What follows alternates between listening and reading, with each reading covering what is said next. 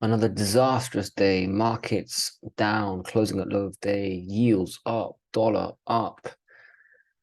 Commodities down. Gold, silver, miners down. Let's get into everything. Start with the markets. S&P closed at low of day. Lost the ascending just as I thought we would. Even though we kind of bounced on the ascending support, I just didn't think we'd bounce much at all. So look at this. Clear close below the ascending. When we go straight to this neckline, let's create the head and shoulders. I think that's what's going to happen. I think the Nasdaq has the same pattern. It's just more advanced. Look at that. Another down day tomorrow. Look, we closed at lower day here. So obviously we're going to venture down.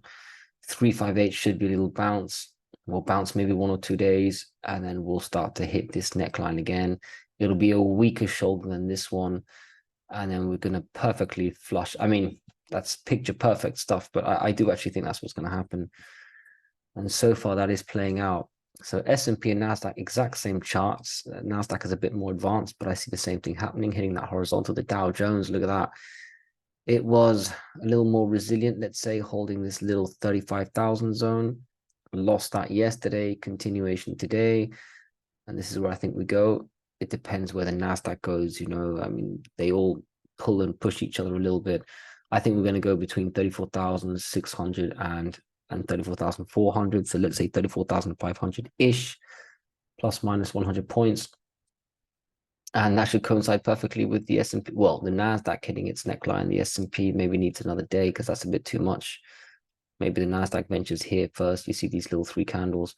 Whatever. I still think we're going to go down lower. I think some people are getting to grips that maybe that was the high.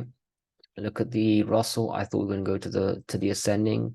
We're there very soon. Look at that low of day close down the most. So we're starting to see the Russell being the #1 loser again, which was the trend back in the day. So I think we hit the ascending. Maybe we overshoot the ascending and actually come all the way to this 180 zone, which was breakout, remember, back here. So that should be, in case the ascending is just an intraday support, I do expect 180 to be stronger, 180/181, whatever. And then bounce, little shoulder there too, right? And then flush. This is the left shoulder, this is the head, and then create a shoulder. They're all going to have very similar head and shoulder patterns, I reckon. And I think they're all going to go down. Very simply, let's look at the banks. XLF, look at that yesterday, big red loss of the ascending today. Tried to rally a little bit. Not the worst day, it's basically unchanged, but still a horrible candle. Suggests, no, you may not go up, you need to go lower. To be honest, I find this quite hard to call the support. I don't really care because the support will be when the markets find support. And if necessary, if you need to be precise about the banking support, you can look at the KBE and the KRE. But I think maybe 33.5-ish. But tomorrow I expect more downside. I think the banks will start accelerating to the downside. It's the yields. It's always the yields. And I think any moment now we'll have another bank go down. KBE, that should hit this zone. I said that quite a while. I didn't expect this horizontal to play a role, and it didn't even yesterday. It just opened there and closed way below. Again, closed at low of day, just like everything else. So we should get to 38 on the KBE and should find support because that's when the horizontal and the ascending coincide. KRE, the same sort of thing. Okay, maybe not the horizontal. I think we're going to hit the ascending. So let's say, I don't know, 40, low 43, something like that. Maybe this little horizontal can play a role, but it doesn't really matter. We're going to get there. We'll bounce a little bit and then flush. And before you know, we're at the second last support for the banks. So I think the banks and the Russell are going to start taking over on the way down, accelerating, leading the way down, and ultimately guaranteeing that all the other markets could come much further down. If you've got the banks flushing at all-time lows, I'm sorry, but all this Nasdaq AI stuff is going to be evaporated and we're going to come down quite a bit. You know what? I don't normally do this after doing the banks, but let's just look at the weekly. Look at this. Some perspective here. Let's at least touch this. We haven't even touched this yet. We haven't even come back down to 430 on the S&P, let alone this really. When did we retest this? We didn't. So it's not asking much. It's still actually medium-term bullish if we get there. Nasdaq, come on. When are we going to get back down to 340-ish or maybe 350 at least? That's nothing. That's still very bullish. Look, 340 didn't even test it. It's still, at that point, it wouldn't be medium-term bullish. I don't know what it would be, but it would still be actually a little bullish. Yeah, if we come back down to 340, although I've been bearish all the way up. So it's just, a bit of perspective here on the weekly. It's not asking much to come back down, creating a little head and shoulders and then come back down more. Okay, so markets and banks lower, and I expect more downside. All of them pretty much hitting a ascending or creating a head and shoulders and come back down. Let's look at yields. For me, it's always been yields. 1 year, nothing sideways. It's still not got the green light to break higher. 2 year, look at that. Green day, just about. Another hammer, close near high. It's just waiting for that excuse to go up. Maybe it's going to coincide with some Fed or some data. Probably will actually. Like I say, charts have a way of coinciding with news perfectly. So it's just holding above this resistance. So still very bullish and waiting to just get to 5 and squeeze. So 2 year very bullish, 5 year even more bullish. Look at that. A better close than yesterday. Just very bullish. It just wants to go to 4.5. And what happens when it gets to 4.5? It's going to be the strongest close ever in the bear market. So we're going to go even higher there. 10 year, same thing. Look, that's actually the best close ever since the bear market today, right now. So what happens now? We get to 4.3, close there and run. We're making new highs in yields. 30 year, almost the best ever bear market. Tomorrow probably will be 4.4.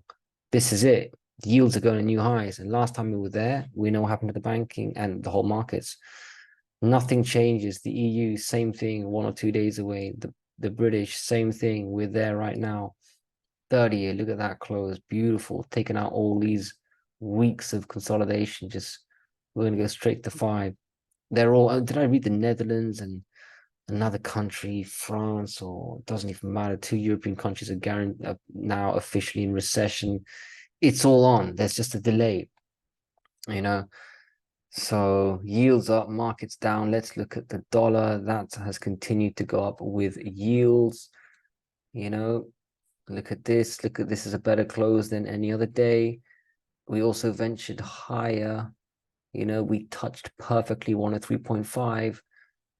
Now it's starting to get a bit serious. For me, the dollar might just break out just as yields break out. That's what it looks like. We're on the edge here. So this horizontal line is resistance clearly for me. We also have this resistance coming in now. That's the one that came in earlier, which stretches out from here. The only thing is I don't actually rate it as much as this one, even though this one doesn't stretch out as far, because this one has, many little pivot points with good sort of width, and they hit recently, whereas this one is just once, twice right at the beginning, and then it's just this vacuum. So I trust this descending line more than this one, but this one I think still counts. And anyway, it's coinciding perfectly with the horizontal.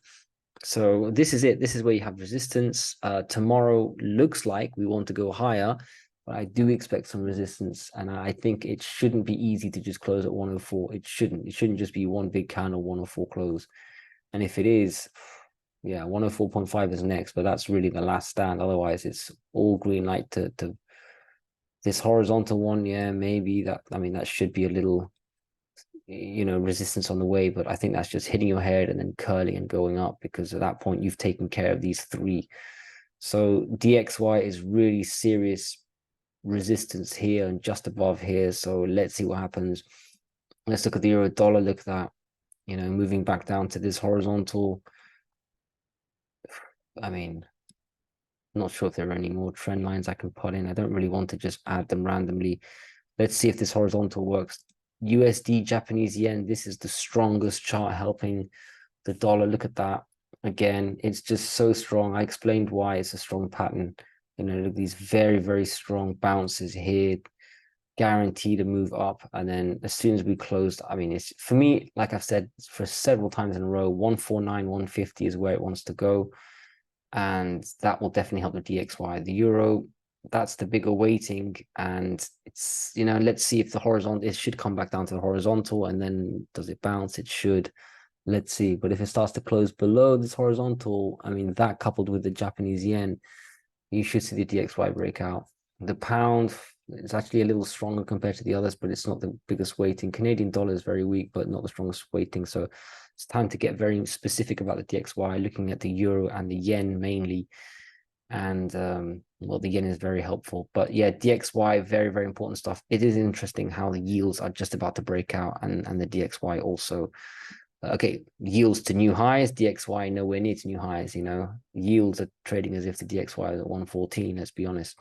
Okay, let's look at commodities. That took it in the absolute face. Okay, not so much copper. Copper, you know, market's down, dollar up, you're going to have a red day, but it wasn't the biggest red day. For me, we need to go lower. If yields and the dollar go up, the market should be going down, and copper pretty much guaranteed to come back down here.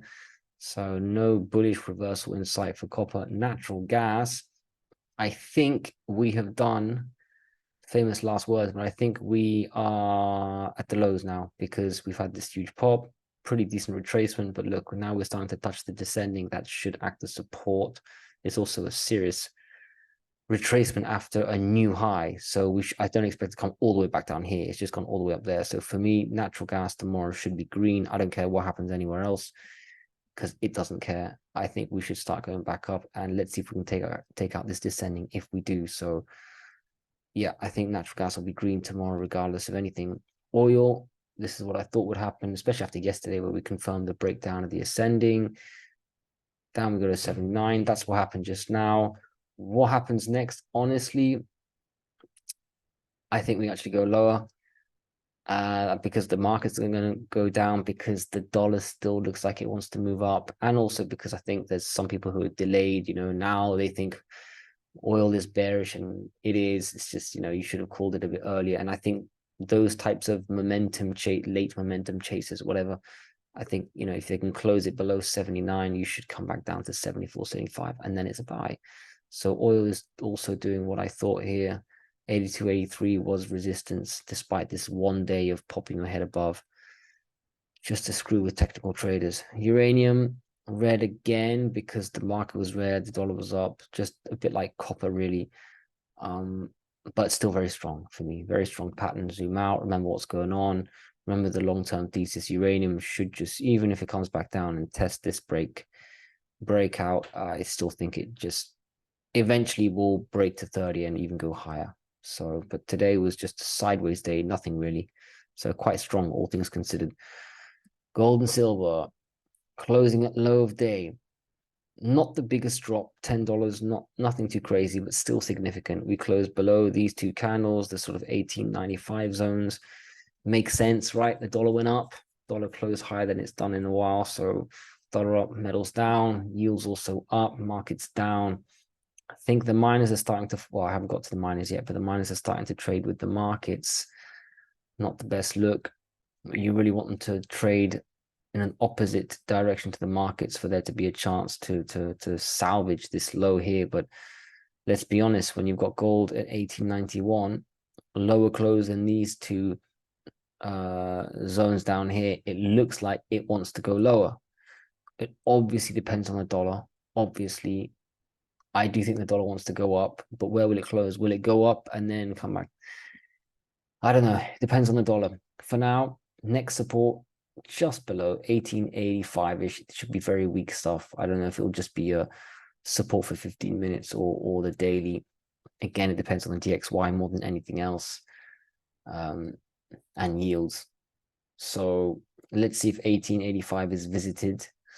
Let's see what happens to the dollar. If we do start to close below 1880, 1885, the next support, I should have brought this up earlier, but I guess is around 1860. You can see why. It was support down here. It was resistance on the way up, clearly. So 1860-ish after that.